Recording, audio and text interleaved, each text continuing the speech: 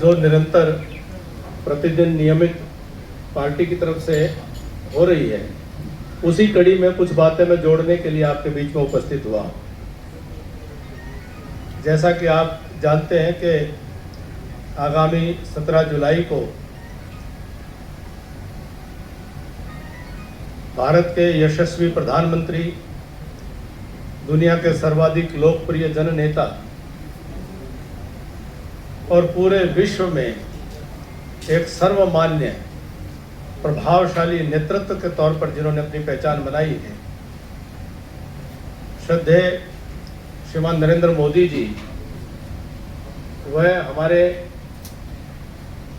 जींद शहर में, हमारे जींद जिले में पधार करके एक बहुत बड़ी सौगात देने वाले हैं। जींद का अपना एक महत्व है, केवल राजनीति के अंदर ही महत्व नहीं है, जींद का अपना एक ऐतिहासिक महत्व है। और 17 जुलाई के बाद जींद दुनिया के इतिहास में एक नया अपना मील का पत्थर एक बनाने का काम करेगा कि हिंदुस्तान के किसी भी कोने में बच्चों की परीक्षा में जब सवाल पूछा जाएगा कि भारत में पहली हाइड्रोजन ट्रेन कहाँ से कहाँ और कब चली थी,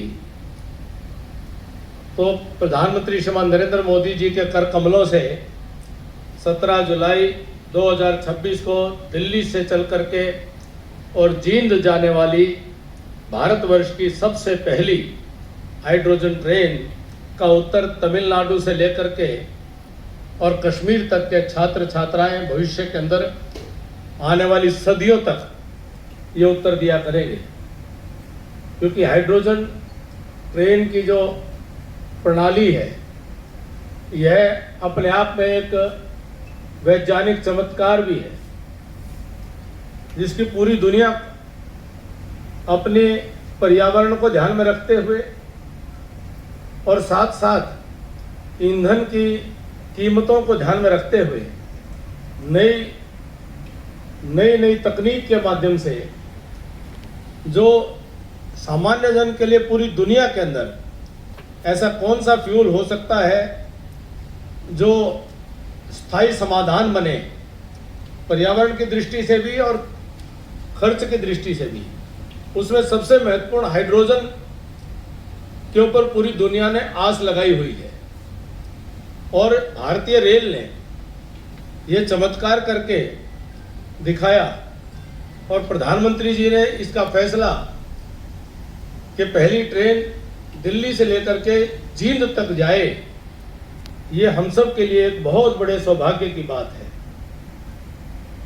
और सोनीपत के बीच की, क्षमा मेरी, आप थोड़ा दुरुस्त कर लेंगे, जींद से सोनीपत के बीच की। और ये जींद विशेष रूप से, जींद का महत्व जो कहने का तात्पर्य ये है कि जींद अब हरियाणा प्रदेश का पिछड़ा इलाका नहीं रहा है, हिंदुस्तान के पिछड़े इलाकों में जींद नहीं रहा है।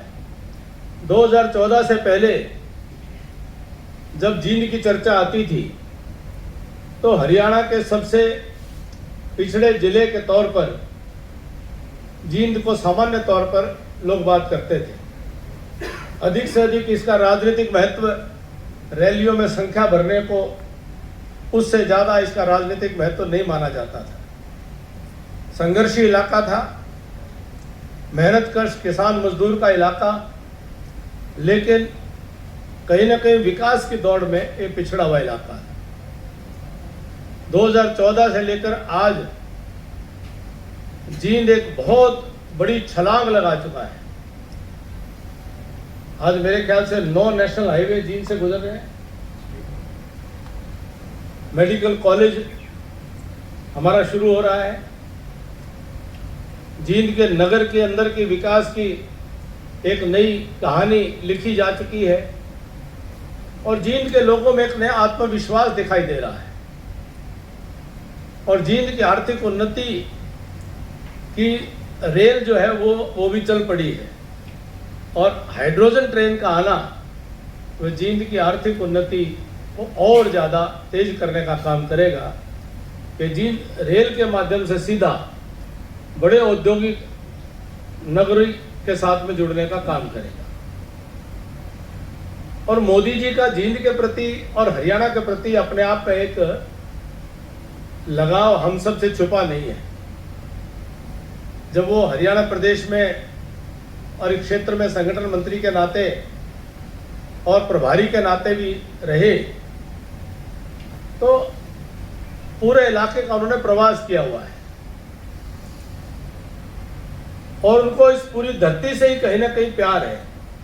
मुझे स्मरण होता है कि जब 2013 में उन्होंने लोकसभा चुनाव से पूर्व अपने प्रधानमंत्री के तौर पर चुनाव अभियान का श्री गणेश करने की जब विचार किया, तो उसका पहला कार्यक्रम उन्होंने हरियाणा प्रदेश को और पूर्व सैनिक और अर्धसैनिक बल उनके एक बड़ी विशाल रैली रेवाड़ी के अंदर उन्होंने आयोजित करने का काम किया। और हम सब कार्यकर्ताओं को सौभाग्य मिला, संयोजक के नाते मुझे भी वो अवसर मिला कि 15 सितंबर 2013 को एक ऐतिहासिक रैली रेवाड़ी में हुई। और चूंकि पूर्व सैनिक हूं, तो उस रैली के अंदर जो संकल्प मोदी जी ने देश के सामने रखे थे, धरती से मोदी जी ने कहा था कि मुझे हरियाणा के रणबांकुरे, हरियाणा के जवान और किसान, उनसे प्रेरणा मिलती है। तो इसलिए हरियाणा की भूमि को हमेशा उन्होंने प्राथमिकता दी है। जब देश में बेटी बचाओ अभियान की शुरुआत करनी थी, जो विषय उनको अत्यंत प्रिय था, लेकिन उनको साथ साथ ये भी आता कि बेटी बचाओ बेटी पढ़ाओ का अभियान जब करना है, तो इसकी सर्वाधिक आवश्यकता हरियाणा में उनके जहन में शुरू से थी। और पानीपत से वो बेटी बचाओ बेटी पढ़ाओ का अभियान भी शुरू हुआ और जिसके दूरगामी परिणाम देश में भी आए और हरियाणा के अंदर भी एक बड़ा सोच में परिवर्तन ये मोदी जी के नेतृत्व के कारण से हमने महसूस किया है। हम सब का सौभाग्य है कि ऐसे महान महापुरुष, ऐसे महान नेता जो केवल मात्र एक सरकार 5 साल के कार्यकाल को लेकर के काम नहीं करते हैं, वो राष्ट्र निर्माण के संकल्प को लेकर के, और उनके संकल्प कोई एक चुनाव से दूसरे चुनाव के नहीं होते हैं। विकसित राष्ट्र का संकल्प 2047 का, ये कहते हुए कि हम होंगे नहीं होंगे, लेकिन ये देश 2047 तक जब भारत की आजादी का 100 वर्ष पूरे हों, तो ये देश दुनिया के विकसित राष्ट्रों की श्रेणी में खड़ा हो। ऐसे संकल्पवान नेतृत्व जींद में आने वाले हैं। और आप सबका निश्चित तौर पर ये जो एक बहुत विशेष, आज 13 साल उस संकल्पों को किए हुए पूरे होने वाले हैं और 12 साल से देश के प्रधानमंत्री के तौर पर मोदी जी ने जो देश की सुरक्षा की दृष्टि से, जो सामरिक, जो हमारा जो स्ट्रेटेजिक जो पोजीशन की दृष्टि से जो पूरा आमूलचूल परिवर्तन जिसको कहते हैं दृष्टिकोण में लाने का काम किया, उसकी भूमिका भी हरियाणा के अंदर, रेवाड़ी के अंदर मोदी जी ने संकेत कर दिया था। तब मोदी जी ने कुछ विषय रखे थे। उन्होंने कहा था कि 1971 के युद्ध के बाद 1973 से लगातार कांग्रेस पार्टी ने सरकारों में रहते हुए जो पूर्व सैनिकों का 1 रैंक 1 पेंशन का अधिकार था 1973 में समाप्त किया था। उन्होंने कहा था हम 1 रैंक 1 पेंशन को फिर से लागू करेंगे। उन्होंने कहा था कि देश की आजादी के बाद देश के अनेकों युद्धों में हुए शहीदों को उनकी स्मृति में कोई राष्ट्रीय युद्ध स्मारक नहीं बना था। इंडिया गेट प्रथम विश्व युद्ध और द्वितीय विश्व युद्ध के योद्धाओं और शहीदों की स्मृति में तो बना, लेकिन आजादी के बाद के देश के लिए काम आने वाले शहीदों की स्मृति में कोई राष्ट्रीय युद्ध स्मारक नहीं बना था। और उसको बनाने की घोषणा की और जैसे वन रैंक वन पेंशन लागू किया, वो हमारा राष्ट्रीय युद्ध स्मारक भी बनाने का काम किया। उन्होंने घोषणा की थी कि अब उनके नेतृत्व में सरकार बनने के बाद भारत की सीमाओं पर बैठे हुए अधिकारियों को देश की सुरक्षा की दृष्टि से कोई खतरा महसूस होता है सीमा पार से, तो उनको दिल्ली से निर्देश लेने की जरूरत नहीं पड़ेगी। और इसका परिणाम ये हुआ है कि अब भारत के सीमाओं पर तैनात अधिकारी उनको देश की सीमा के अंदर का आने वाला खतरे की वो इंतजार नहीं करते। देश की सीमा के पार भी उनको किसी खतरे का अंदेशा होता है तो वह सीमा पार करने में भी संकोच नहीं करते हैं। और एक नया भारत, यह सुरक्षा की दृष्टि से वह मोदी जी के नेतृत्व में आज पूरे विश्व ने देखा है।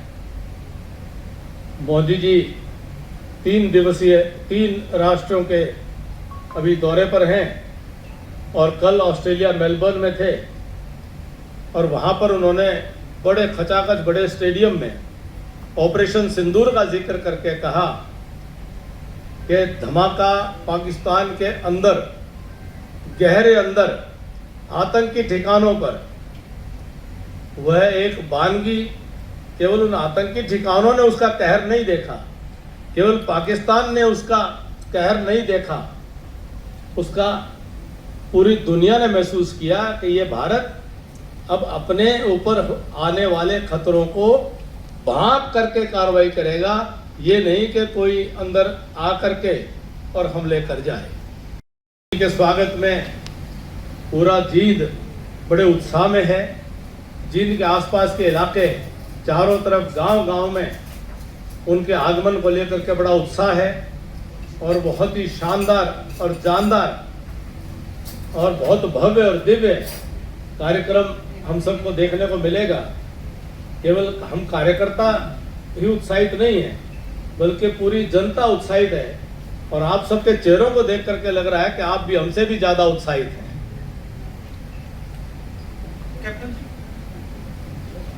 इस रैली की विशेषता आपके ध्यान में लाई गई है। मैं दोहराने वाला विषय मैं अवॉइड करना चाह रहा था, लेकिन फिर भी इस रैली की एक विशेषता ये है कि चूंकि ये हाइड्रोजन ट्रेन का मामला है, तो इसकी विशेषता ये है कि रैली भी पर्यावरण को ध्यान में रखते हुए इको फ्रेंडली रैली जो है वो शायद विश्व में एक नया प्रयोग है। मोदी जी की पहचान नवाचार से है, इनोवेशन से है, जिसको इंडोनेशिया के राष्ट्र प्रमुख प्रबोवो साहब ने भी कहा कि मैं मोदी जी के कार्यक्रमों को देख करके उनको कॉपी करता हूं। मोदी जी कुछ नया करते हैं, कुछ नया सोचते हैं। इस रैली को भी इको फ्रेंडली ये रैली हो, इस सोच के साथ सब लोग लगे हैं। बाकी जन सामान्य, क्योंकि जनता का इतना उत्साह है, हम जनता से भी अपील करते हैं कि आप भारी से भारी संख्या में आए। पर हमारा निवेदन आग्रह है आयोजक के नाते से कि आप इको फ्रेंडली साधनों से ही आए, ऐसा हम जनता से निवेदन करते हैं। बाकी जनता जनार्दन है, जनता मालिक है। हमारा प्रयास है कि ये पूरी तरह से इको फ्रेंडली रैली हो। मैंने अपना निवेदन प्रस्तुत किया। मेरा निवेदन है कि जो प्रश्न